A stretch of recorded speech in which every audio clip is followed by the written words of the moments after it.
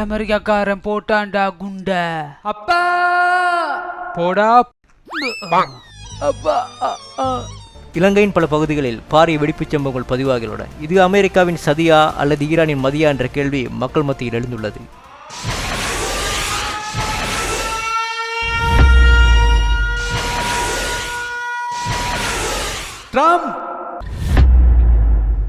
நீ நாசமா போக, உன் கை கால்லாம் விளங்காம போக, உன் பொண்டாட்டி மெலினா எலான் மாஸ்கோட ஓடி போக. ஏன் இவ்வளவு சாபம் கொடுக்குறே?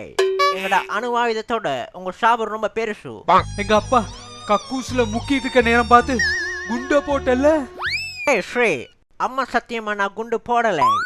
எப்ஸ்டீன் ஃபைல மறைக்கிறதுக்காக ஈரான் மேல குண்ட போட்டவன் நீ. உன் சத்தியத்தை நான் நம்ப மாட்டேன்.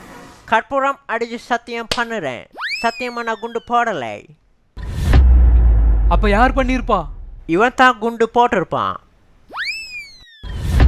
ஈரான், நாங்க கொடுத்த சிலோண்டிய குடிச்சிட்டு எங்களையே அடிச்சிட்டல்ல. உங்களைய காப்பாத்தினதுக்கு நீங்க கொடுக்குற பரிசா இது? நீ நினைச்சே நான் இவன மாதிரி அக்கால வச்சு பொழப்பு நடத்துறவன். எந்த பிரச்சனை ஆனாலும் நான் நேருக்கு நேர சந்திக்கிறவன். ஆம பூந்த வீடும் அமெரிக்கா பூந்த நாடும் என்னைக்கும் உருப்படாது. இவன் தான் இதை பண்ணியிருப்பான். இல்லை இல்லை, இவன் தான் பண்ணியிருப்பான்.